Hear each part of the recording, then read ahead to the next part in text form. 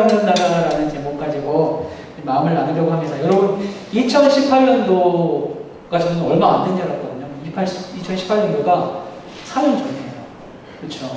그리고 2018년도 하면 어떤 단어가 제일 그 이슈가 됐냐면 미투 운동. 그 미투 운동 때문에 굉장히 여성 인권이 주목받은 해였습니다. 여러분 기억하실지 모르겠지만 한 여성 검사가 그 당시에 법무부 검찰국장으로부터 성추행을 당해가지고 그것을 폭로한 것을 필두로 해서 여기저기 미투가 터지기 시작했죠. 연예계, 정치계, 종교계 퍼져나가기 시작했습니다. 그래서 이름만 대면 알만한 사람들의 어떤 성적인 그 잘못들이 막 폭로되기 시작했죠. 천재 감독이라고 불렸던 한 감독은 그 미투로 자신의 어떤 잘못이 폭로된 이후로 해외로 떠나다가 코로나 때문에 죽었다는 기사도 봤었고, 또 미투 때문에 자살을 선택한 연예인들도 있었고요. 또 굉장히 정직하고 투명한 정치인이라고 다음에는 제가 대통령이 되겠다라고 했던 사람이 굉장히 부적절한 관계와 또 그 여성에 대한 어떤 갑질, 또 한순간 나락으로 떨어졌던 것도 우리가 알 수 있을 겁니다. 전혀 생각지도 않았던 사람들이 우리가 생각했던 모습과 전혀 다른 모습으로 팍 나오니까 그 당시에 다들 이렇게 생각했을 겁니다. 어디에든 괴물은 존재하는구나. 어디에든. 미투 운동으로 인해서 성적으로든 학창 시절에 폭력으로 피해를 입은 사람들이 더 이상 이제 음지에 숨지 않고 그 그늘을 뚫고 이제 양지로 나오기 시작했죠. 여러분 미투 운동이 가진 힘이 뭡니까? 이거죠. 결코 당신 잘못이 아닙니다. 그렇죠? 당신은 숨어있지 않아도 됩니다. 라는 그 메시지가 굉장히 큰 힘을 발휘했습니다. 그래서 그 미투 운동과 연계되어서 그 미투한 그 사람들을 지지하기 위해서 연결된 운동이 뭐였는 줄 아십니까? 위즈 운동이 있었어요. 내가 당신과 함께 합니다. 힘내십시오. 뭐 이런 거죠. 막 태그 해가지고, 해시태그 해가지고, 위드 하고 막 했었던 기억이 있어요. 그러니까 미투로 피해를 입은 사람들의 아픔을 함께 한다는 운동이 벌어졌었죠. 요즘에도 그건 계속 되고 있는 것 같아요. 그렇죠? 학창시절, 옛날에는 학창시절에 그것이 그냥 어렸으니까 라고 이렇게 퉁쳐졌었는데 지금은 그렇지 않은 것 같아요. 그렇죠? 학창시절에 학폭 때문에 문제가 되어서 아예 연예계 활동을 하지 못하게 되는 경우도 요즘에도 있지 않습니까? 그런데 여러분 이 새롭고 긍정적인 바람에 잘못된 힘이 영향을 미치기도 했습니다. 사실 미투 운동이 이렇게 딱 펼쳐지면서 사실은 남자와 여자의 갈등이 되게 깊어졌었던 적이 있었어요. 그렇죠? 그냥 남자가 바라보기만 해서 성추행 이런 것들, 그런 것 때문에 남자들이 화가 나기 시작했어요. 그러면서 여성 혐오, 남성 혐오적인 말이 이렇게 나왔었죠. 한남충, 김치노 이런 말들이 막 올라왔잖아요. 여러분 아무리 좋은 힘이더라도 그것에 주어진 힘의 이유를 알지 못하고 또 잘못된 욕망이 그 힘에 집중하기 시작하면 그 힘은 방향을 잃기 시작합니다. 그리고 그 힘은 처음에 긍정적인 영향과는 다르게 부정적인 영향을 미치기 시작합니다. 그 줬던 힘이요, 또 다른 억울한 사람을 만들어내기 시작합니다. 여러분 우리에게도 크고 작은 힘들이 있거든요. 가장 연약해 보이는 형주에게도 힘이 있습니다.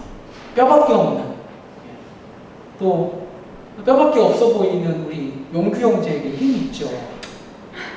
다른 사람에 비해서 힘이 없을 뿐입니다. 근데 힘은 되게 상대적인 거라서 나보다 힘이 약한 사람이 내 옆에 있으면 내가 힘이 있는 사람이 되는 겁니다. 그래서 내가 아무리 힘이 없어도 이 상대적인 법칙 때문에 내가 가진 힘이 폭력적으로 변할 수 있는 겁니다. 연약한 자들을 향하여서. 그래서 우리는 힘을 바르게 사용하는 법을 알아야 됩니다. 우리의 힘을 바르게 사용하여서 내 주위에 억울한 사람이 없도록 만들어야 하는 겁니다. 여러분 오늘 말씀에서 시인은 어떤 재판을 보고 있어요. 어떤 재판이냐면 하늘에서 열리는 하나님이 주최하신 재판을 보고 있어요. 하나님이 신들의 모임 가운데 서서 하나님이 그들 가운데서 재판을 하고 계십니다. 근데 여러분 보면 하나님이요, 신들 모임 가운데 서 계신다고 이야기해요. 여러분 보통 재판을 하면 재판장은 앉아있거든요. 근데 지금 하나님이 재판장이신데 서 있습니다. 근데 그 이유가 뭐겠습니까? 왜 앉아서 해도 되는 재판을 서서 재판하시겠습니까? 지금 이 재판에 이렇게 피의자로 와 있는 그 신들의 그 죄목이 너무 열받는 겁니다. 너무 열받아서 앉아있지 못하고 서서 그들에게 판결을 내리는 겁니다. 그들의 죄목을 읽습니다.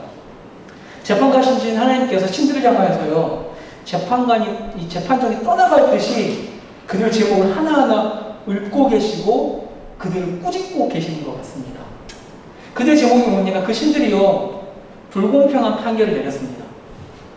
하나님의 공의와 정의를 왜곡시켰고요. 또 약한 사람들 편에 선 게 아니라 악한 사람들 편에 서서 그들을 지지했습니다.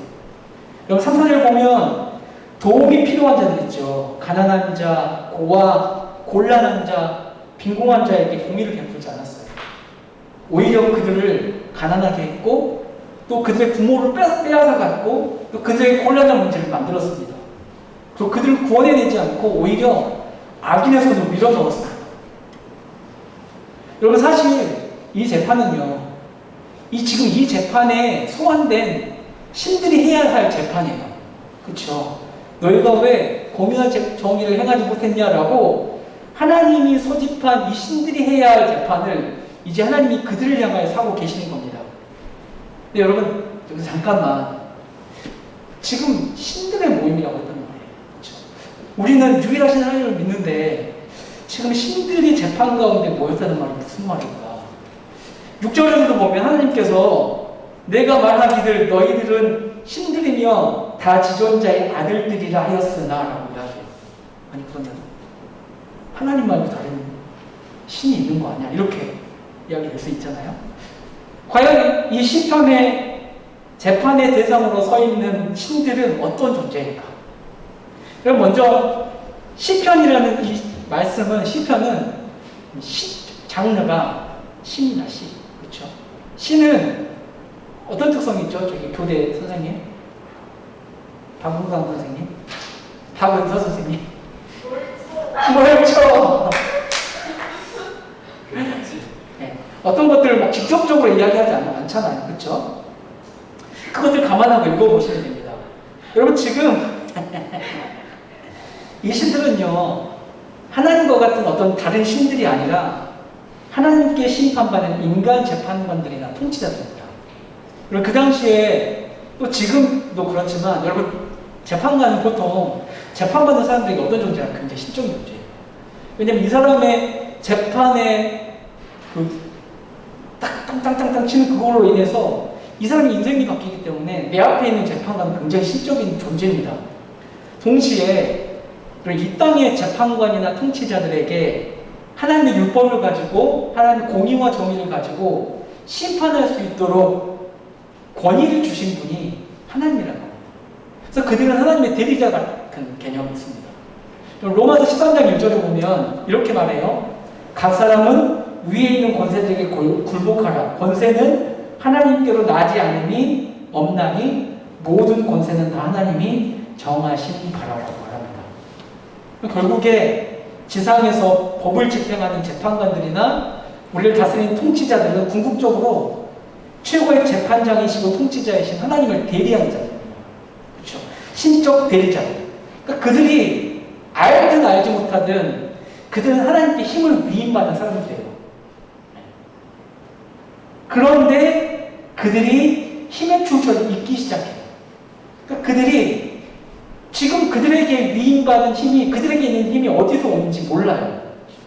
맡겨진 힘이 아니라 자신의 힘이라고 믿기 시작합니다. 그래서 결국 자신을 하나님의 대리자가 아니라 신이라고 믿기 시작합니다.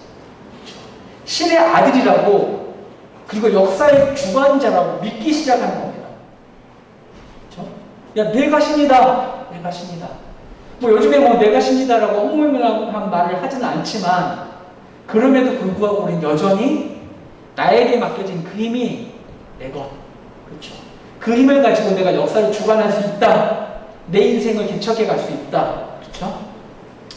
그러면서 그 힘을 믿으면서 죽지 않을 것처럼, 넘어지지 않을 것처럼 살아갑니다. 근데 여러분, 곧 7절 가면 그러나 너희는 사람처럼 죽으며 고관에 하나같이 넘어지리로다. 그들이 신이라고 믿고 있는데, 우리는 신이라고 믿고 있는데 성경은 뭐라고 말합니까? 너희는 죽고 넘어질 수밖에 없는 연약한 존재일 뿐이야. 그럼에도 불구하고 그들은 그들에게 있는 그 힘을 믿고 가짜 신이 되어가요. 가짜 신으로 살아가요. 우리도 그럴 수 있습니다. 오늘 보면 그 악한 가짜 신들이 하나님의 공의를 어떻게 변질시켰는지, 그들로 인하여서 이 땅이 어떻게 되어지는지 보여줍니다. 보면 그들은 알지도 못하고 깨닫지도 못하여 흑암 중에 왕래하니 땅의 모든 터가 흔들립니다. 그리고 그들 안에 그 썩은 힘 있잖아요. 그 힘이 선과 악을 구분하지 못해요. 그래서 그들이 밤중에만 다녀요. 왜 밤중에 다니겠습니까? 눈에 띄지 않게 죄를 짓기 위해서. 그들이 밤을 막 왕래할수록, 어둠을 왕래할수록 이 땅의 모든 터가 흔들린다고 이야기합니다. 여러분, 우리가 하나님의 대리자임을 잊고요, 신처럼 살아갈 때에 그런 우리 때문에 우리의 가정, 교회, 직장, 학교 등의 모든 터가 흔들립니다. 그러니까 우리가 하나님의 대리자임을 잊는 순간 우리는 민폐 덩어리가 됩니다. 모든 털을 흔들어버려요. 미꾸라지 한 마리가 되는 겁니다. 여러분, 여기에 소환된 이 신들, 이 통치자들, 재판관들은 힘만 사용할 줄 알았지요, 여러분. 그들에게 맡겨진 소명과 책임은 내팽겨쳐 버렸습니다.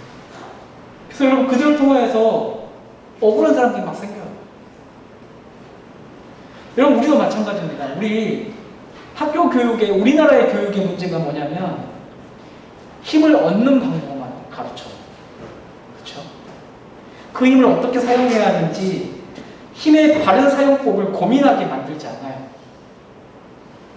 여러분, 우리의 교육은 학교든 교회든 참 안타깝게 언제나 힘을 얻는 것에만 집중되어 있습니다. 그래서 이런 말 하잖아요. 우스운 이야기로 10분 더 공부하면 와이프의 얼굴이 바뀐다. 이런 거. 웃고 넘어갈 문제지만 거기에 굉장히, 그러니까 힘으로 얻을 수 있는 것만 이야기해요. 그렇죠? 또 교회. 야, 너 교회 잘 다니면 네가 복 받을 수 있어. 그렇죠?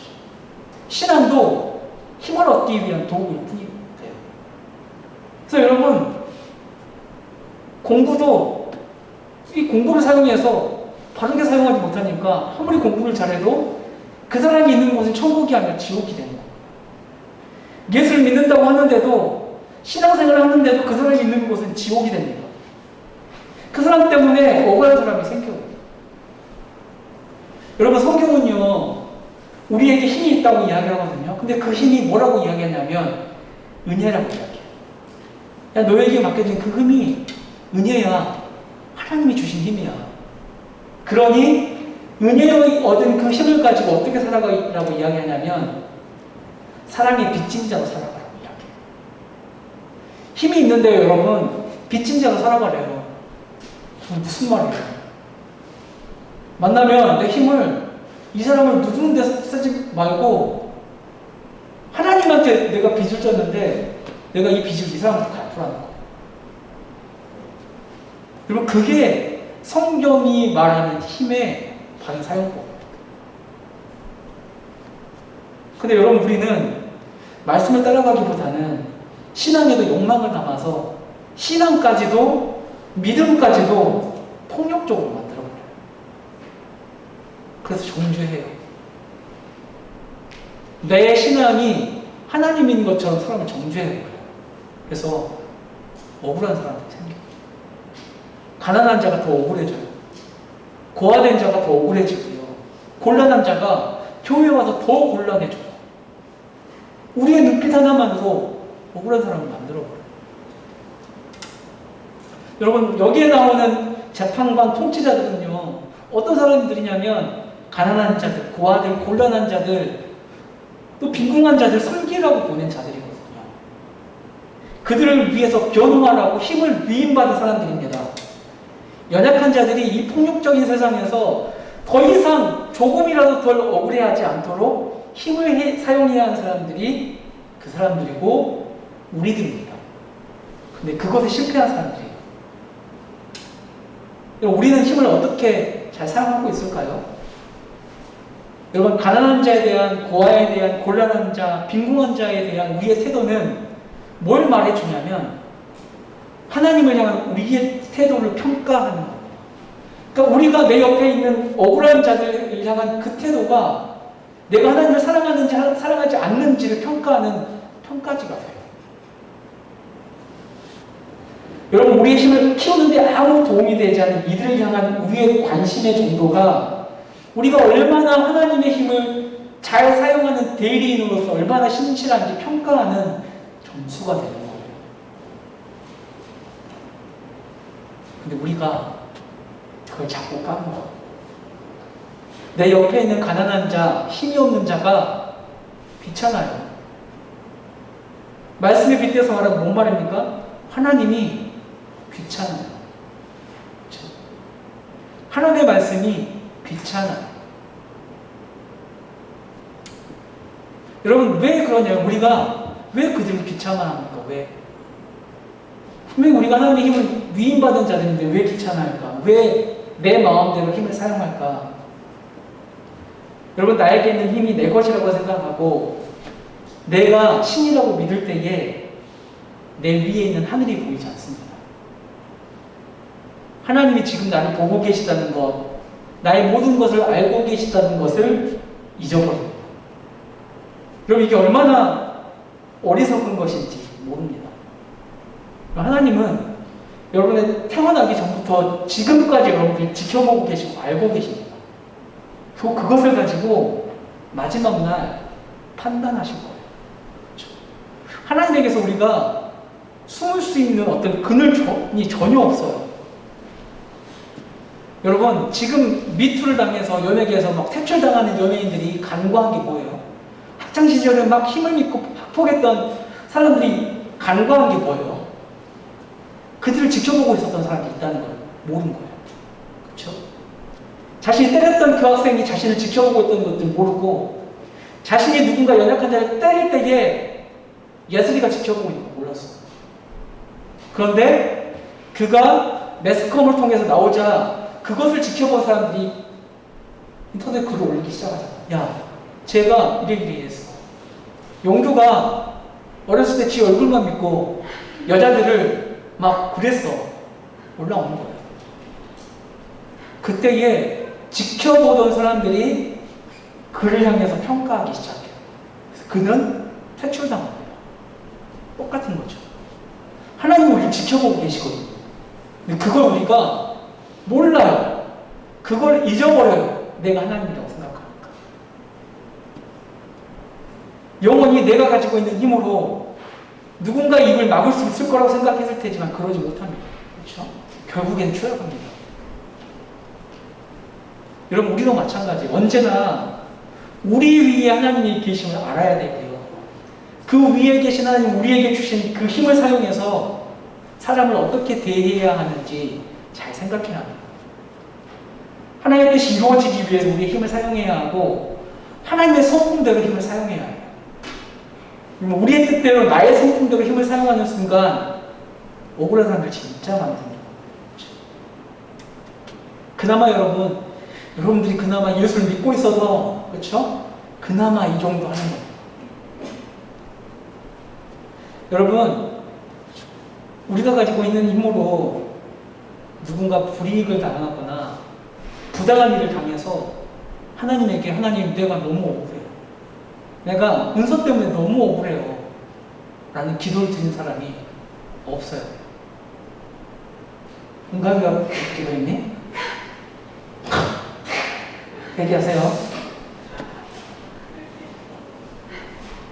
여러분, 하나님의 나라는 어떤 나라냐면 가난해도 억울하지 않아요. 나에게 부모가 없어도 억울하지 않아야 돼. 눈치 보지 않을 수 있는 나라. 그렇죠? 내 남편이 없어도, 아내가 없어도 억울함이 없는 나라. 그렇죠? 나에게 힘이 없어도 억울하지 않는 나라가 하나님의 나라입니다. 그리고 하나님의 사람들은 어떤 사람들입니까? 내가 가지고 있는 사람으로 억울한 사람들을 적극적으로 보호하고 지지해주는 사람, 건져내어주는 사람이 하나님 나라의 백성들입니다. 그냥 여러분, 그냥 예수 믿고 구원받아서 빛의 나라로 옮겨졌으니까 하나님의 백성이다 라고 끝나면 안 돼요. 하나님의 백성에게 맡겨진 소명과 사명들이 있다는 거예요. 삶들이 있다는 거예요. 여러분, 오늘 8절에서 시편 기자가 이렇게 기도해요. 하나님, 일어나셔서 세상을 심판하여 주십시오. 모든 나라가 주의 소유이기 때문입니다. 여러분, 만약 우리가 하나님의 성품을 따라서, 하나님의 공의와 정의를 따라서, 하나님의 뜻을 따라서 우리의 힘을 제대로 사용하지 못한다면 결국 모든 나라의 소유주이신 하나님께서 재판하실 겁니다. 하나님이 하시는 그 재판정에 우리가 서게 될 겁니다. 그때가 언제인지 알지 못합니다. 오늘일지 내일일지. 그런 여러분 어떻게 살아야 됩니까? 지금 여러분이 살고 있는 현재를 이렇게 살아내야 돼요. 억울함이 없는 나라로 만드는 그 삶을 살아내야 합니다. 젊으니까 아직 21살, 22살밖에 안 됐으니까 좀 놀다가 그냥 하지. 그럼 박명수가 이야기하잖아요. 나는 데는 순서에서도 가는 데는 순서 없다고. 그렇죠? 하나님의 심판 때에 누가 먼저 서게 될지 몰라요. 여러분, 현재를 잘 살아내십시오. 여러분을 통해서 억울함이 없는 나라를 만들어 가십시오. 그리고 여러분들 통해서 억울한 자들이 마음이 뭐라고 이야기할까요? 그들의 마음이 회복되게 하는 여러분들이 되기를 소망합니다. 기도하겠습니다.